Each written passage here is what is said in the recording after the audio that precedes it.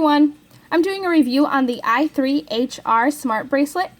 I have the box right here, and here is what the bracelet looks like. So first of all, I'm just gonna look over the box for a second. Here are some of the features that it comes with. If you look right here. The app that you need to download is called Zeroner Health, which is right there. It says that this bracelet is waterproof up to IP67 grade. I don't know what that is because I haven't tried to shower with it on or anything like that, but I'm assuming that would be maybe like a short amount of time in the water, not like submerging it. So here's what the bracelet looks like. This is where it checks your heart rate. Right now it's not on. And the way that you would charge this is you actually pull this out.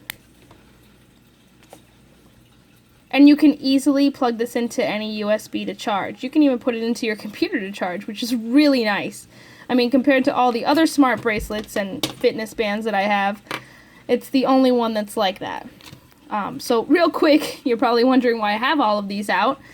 These are all my other fitness bands, just to show you that these aren't the only ones I collect. I collect tons of them, and I like to do reviews about how good they are. So I'm going to put this back in, just super easy. And while I do that, it's going to go ahead and open random apps. There we go. It's pretty thin. It is both meant for someone who has a small wrist and someone who has a big wrist. As you see, there are a lot of different holes. I have a really small wrist, so I usually close it almost all the way. Alright, so I'm going to go over this for a moment. These are what all the icons are that you can see on the fitness band itself or the smart band. So if at any point you turn on your fitness band and you don't know what these little symbols are, they're all right here on the function icon section. It tells you exactly how to work with it, but I'm going to go ahead and show you. Oops. So, let's see. Here is the Zeroner Health app. It can tell you everything right here. But if you want to actually look right on the fitness band itself, or the, I guess, smart band, all you have to do is tap it. This is the main screen. This would be your messages section, so I wanted to check a message. Oh, look, it's letting me know something that happened on Facebook. I can check another message. I can check as many messages as I want. Well, hold on. So this is how you would check the messages. When I'm done, I can just scroll back up. This is if I want to do training. I don't want to start the app because I'm not training, but you would just hit it once and it would start the app. This is the function section. So if I wanted to use find phone, I'd tap it once. And it makes a beeping sound on my phone. Once I'm done, that's it. I can turn that off. This is the do not disturb. So if I am in the middle of a meeting and I don't want to be disturbed, I can just click that on there. Not that it makes any noise. This smart band is actually really quiet, but just in case you don't want to be bothered. Oops. We'll go to the next thing. I'm actually not sure what the dial does. I haven't tried that yet. Information about the smart band, and then if you want to power it off, which I don't. The battery life on this thing must be a monster because I've had it for 4 days and it still says it's at like 90%. This is my schedule, which I haven't made one, and then if I swipe this way instead, I can see my steps. I can see how far or how many calories I've burned in that amount of time, the distance that I've gone. And it'll check my heart rate if I have it on, but I don't think it's going to get much of a good reading with only my fingers. See, so it turned on the heart rate. Oh. Alright, next. And it'll go back to this. It says that it's 6 o'clock, it's 2 degrees, it's 1:17, a Tuesday.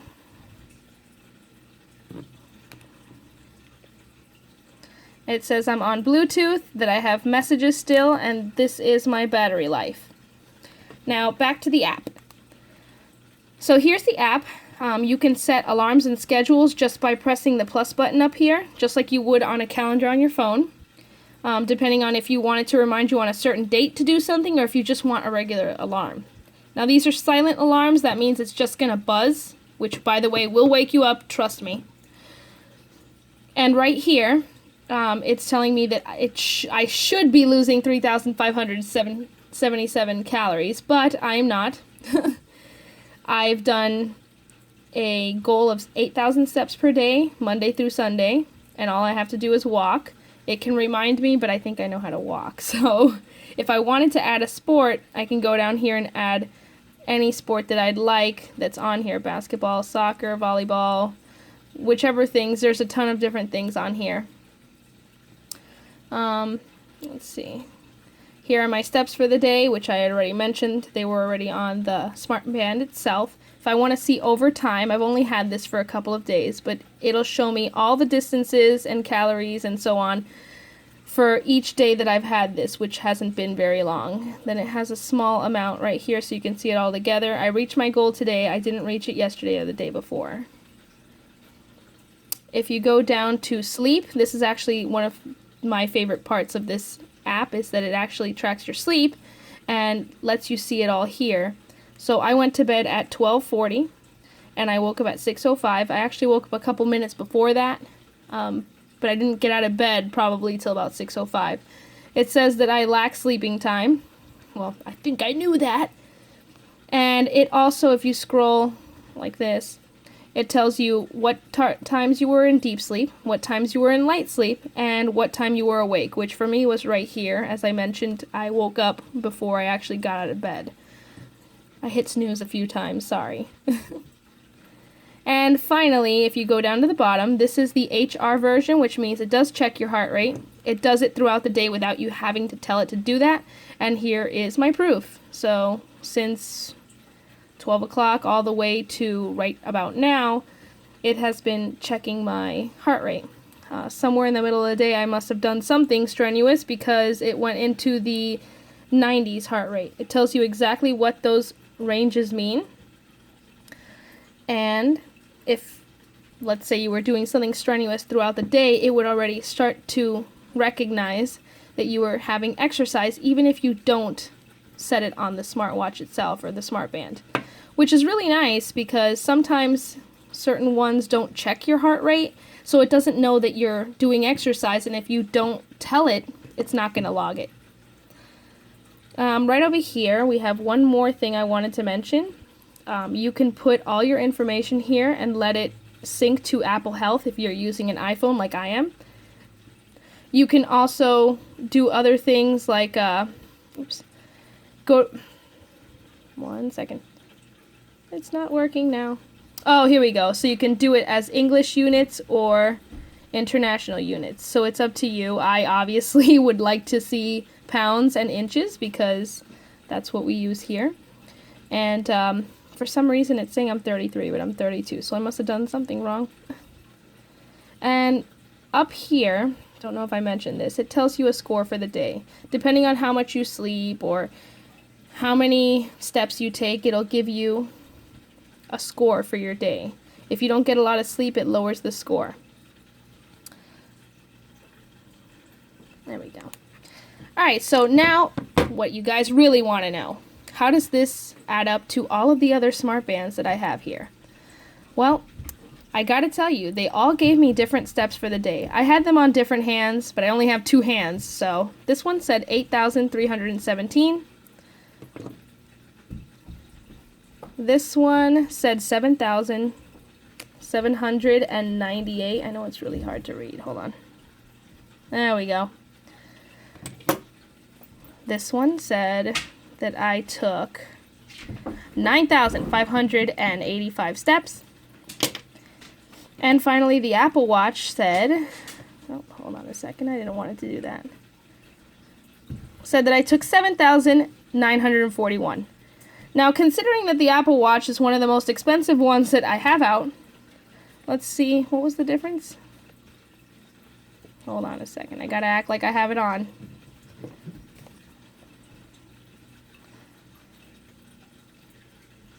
Okay.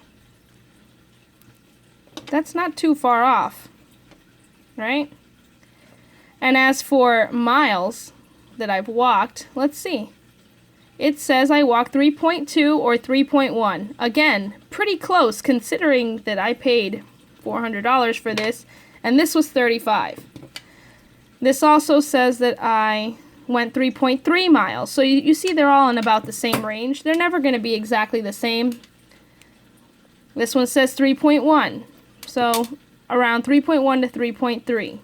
As for calories, it seems like the Fitbit says a lot more calories than any of the other ones. And it also says the most steps. Fitbit's known for over-exaggerating the amount of steps that you take as well as how many calories you've lost. So I feel like overall, this i3 bracelet is really good for the money. It counts your steps, your calories, how much distance. It has a heart rate monitor, which is great. Especially if you're trying to figure out what your heart rate is on a machine that doesn't have the heart rate on it already.